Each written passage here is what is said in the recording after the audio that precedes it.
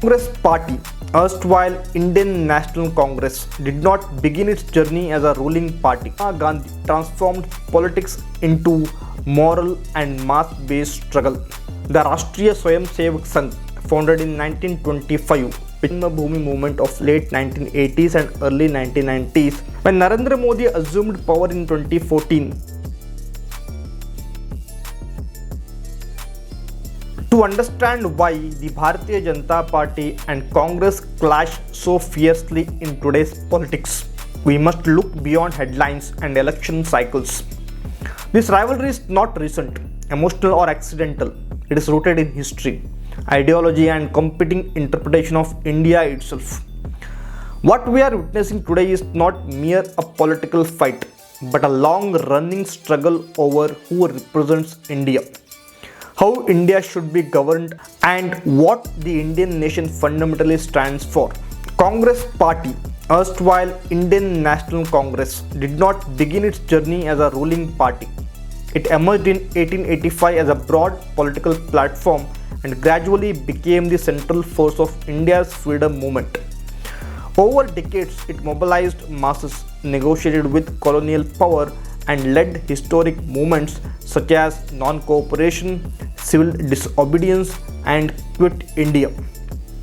Leaders like Mahatma Gandhi transformed politics into moral and mass-based struggle, while figures such as Jawaharlal Nehru articulated a modern, secular, and scientific vision of the Indian state. When independence came in 1947, Congress inherited power not through accident but because it had led the national movement and commanded legitimacy across regions and communities.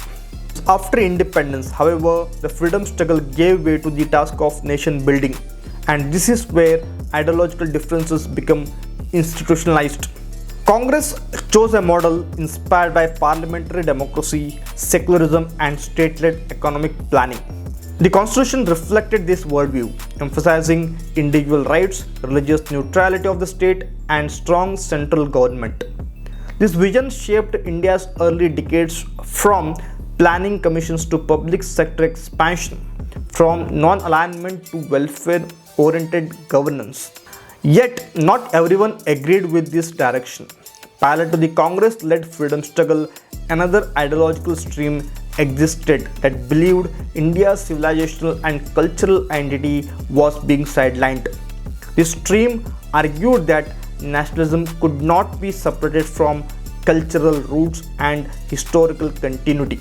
Organizations associated with cultural nationalism felt that Congress had monopolized the narrative of patriotism while neglecting India's majority cultural consciousness. This ideological discomfort did not disappear after independence. It waited, organized, and gradually sought political expression.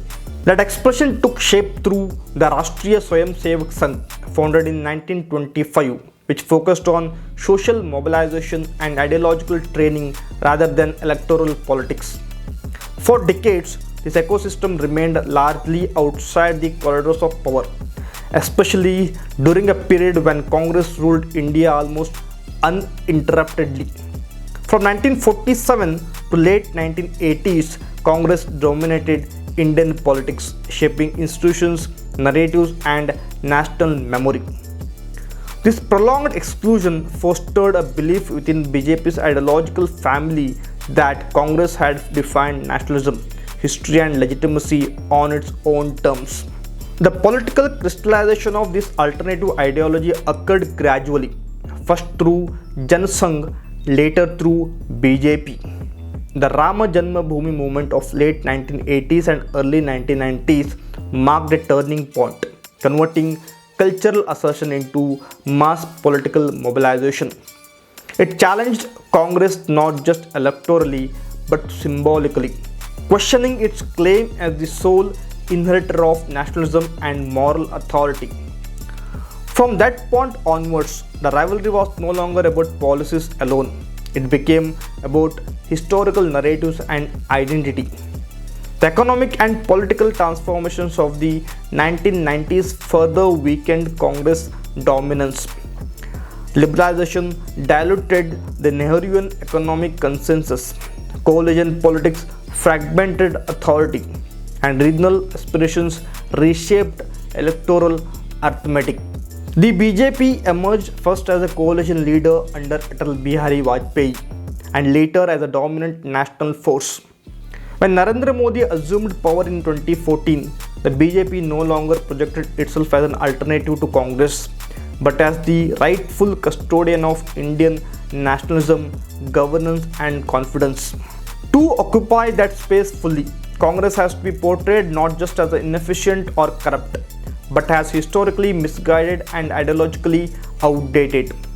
This is where the narrative of dynasty versus self-made leadership gained prominence. Congress leadership, particularly after the 1990s, remained concentrated within one family, reinforcing perceptions of entitlement and elite politics. In contrast, the BJP foregrounded a story of social mobility, grassroots rise, and merit-based leadership. The contrast resonated strongly with a changing India, urban, aspirational, and impatient with inherited privilege. Over time, Congress came to symbolize the old order. In contemporary politics, Congress continues to occupy a crucial space despite electoral setbacks. It anchors opposition coalitions, invokes constitutional morality, and speaks the language of secularism, federalism, and civil liberties. For the BJP, therefore, the Congress is not just another rival.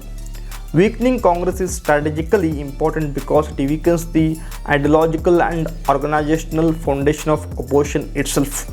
The persistent attack on Congress is as much about delegitimizing an alternative worldview as it is about winning elections. Seen through this lens, the hostility between BJP and Congress is not emotional hatred. It is the product of a long historical struggle over memory, legitimacy, and national identity. Congress views itself as the guardian of India's plural and constitutional soul, rooted in the freedom movement and democratic institutions. BJP views itself as the restorer of India's civilizational confidence, correcting what it sees as decades of cultural and political imbalance. This is why the conflict is intense and enduring, because it is not about temporary power, but about defining what India remembers, what it celebrates, and what it chooses to leave behind. In the end, the BJP-Congress rivalry is not simply contest between two parties. It is continuing debate over the meaning of Indian nationalism, the legacy of freedom struggle, and future direction of the republic. And as long as these questions remain unresolved, the conflict will remain central to Indian democracy. If you are liking my video, please do not forget to like and subscribe. Jai Hind.